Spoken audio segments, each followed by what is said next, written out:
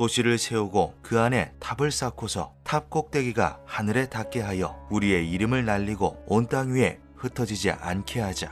성경의 창세기 11장에는 대홍수 이후의 이야기가 등장합니다. 홍수로 인해 삶의 터전을 잃어버린 사람들은 신할 땅 가운데 자리를 잡고 살아가기로 하는데요. 재앙이 찾아와 대륙이 전부 잠기고 뿔뿔이 흩어지는 비극을 또 겪고 싶지 않았던 그들은 아무리 큰 홍수가 덮쳐와도 잠기지 않을 만큼 높은 건물을 짓기로 합니다. 하늘에 닿을 듯이 높게 솟은 탑을 건축하기로 한 것이죠. 하지만 이를 본 하느님은 인간들이 교만하여 신의 권위에 도전하는 것이라 생각해 진노합니다. 결국 바벨탑을 짓던 이들은 벌을 받아 공통의 언어를 잃게 되었고 모두 흩어져 살아가게 되죠. 이처럼 혼돈을 상징하는 바벨탑에 대한 전설은 성경에만 등장하는 것이 아닙니다. 이슬람교의 경전으로 알려진 쿠란에서도 찾아볼 수 있는데요. 이집트의 파라오가 하늘에 올라가 모세의 신과 대면할 수 있게 돌탑을 세워달라고 이야기하는 구절이죠. 이처럼 성경이나 쿠란에서 신을 만날 수 있는 곳, 신과 가까운 곳으로 묘사되는 바벨탑, 신화 속의 건축물이라 여겨졌던 바벨탑은 실제로 존재했을까요? 바벨탑에 대한 기록은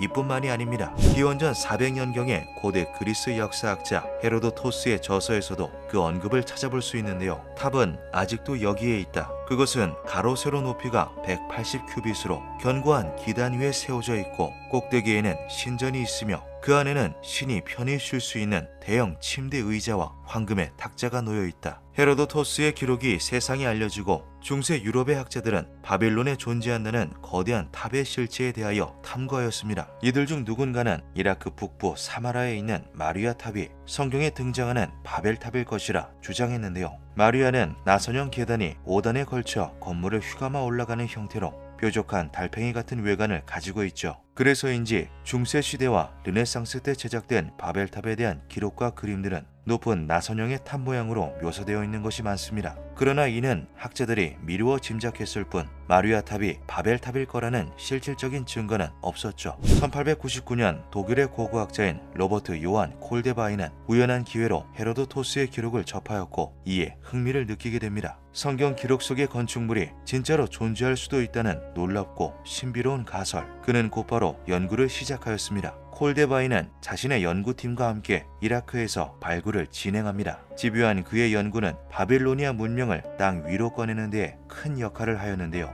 바빌로니아 제국의 입구, 거대한 문명의 시작점인 이슈타르문을 발견해낸 것이죠. 콜데바이는 머지않아 전설 속의 바벨탑도 발견하게 될 것이라 생각하였습니다. 그러나 아무리 조사와 연구를 거듭해도 사라졌던 바빌로니아 문명의 잔재만 조금씩 발견될 뿐 바벨탑으로 의심되는 흔적은 찾을 수 없었습니다. 그러던 어느 날 콜데바이는 유적지 인근에 거주하던 주민들이 단단하고 질이 좋은 벽돌을 건축 자재로 활용하는 것을 보게 됩니다. 그는 주민들에게 벽돌을 어떻게 만들어 사용하는 것인지 물었는데요.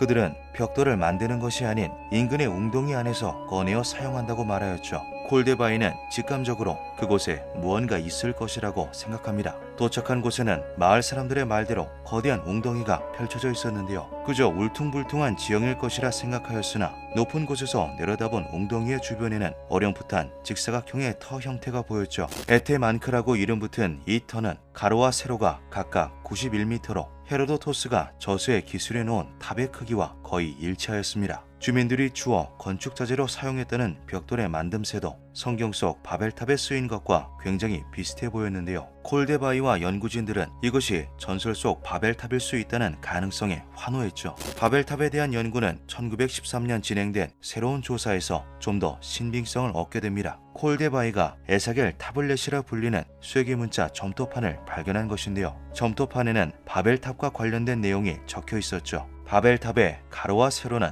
약 91m이다. 짧은 기록이었지만 바벨로니아 문명에서 바벨탑이라는 단어가 직접 언급된 것은 에사겔 타블렛의 기록이 최초였습니다. 타블렛의 연대는 기원전 6세기로 밝혀졌는데요. 이는 바빌론의 네부카드네자르 2세의 재위 기간과도 일치하는 결과였죠. 콜데바이는 공중정원을 건설했다고 알려져 있는 네부카드네자르 2세가 바벨탑 역시 완성했을 것이라 유추합니다. 그러나 일부 성서학자들은 콜데바이의 연구를 비판했습니다. 성경에 기록되어 있는 바벨탑과 실제로 발견된 증거들의 연대가 서로 맞지 않는다는 주장이었죠. 성경에 바벨탑이 등장하는 것은 대홍수 이후로 실제 연대로 추정할 시 기원전 2300년경으로 추측되었는데요. 성서학자들은 바빌로니아 제국의 건국 초기부터 바벨탑을 짓기 시작했다고 하더라도 약 1000년 정도의 시간차가 난다고 주장하였습니다. 이것은 바빌로니아 문명에서도 바벨이라는 이름의 동일한 탑이 존재했다는 증거가 될 수는 있다. 하지만 그것은 성경 속 바벨탑과는 전혀 다른 것이다. 그러던 2017년 4월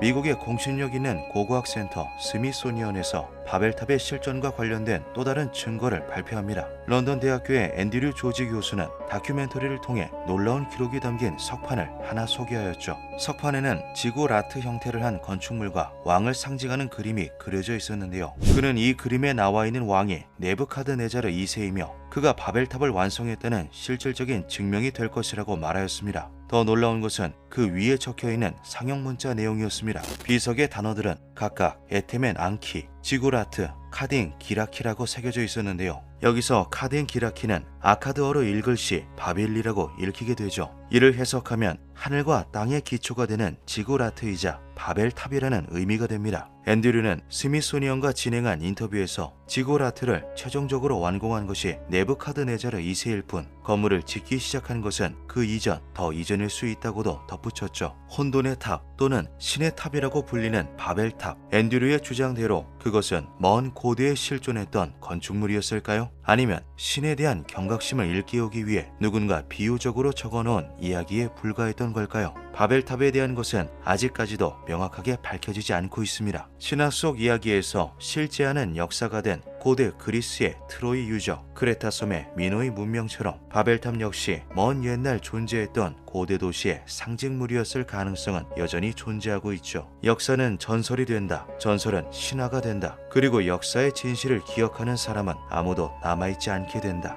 기묘한 밤이었습니다.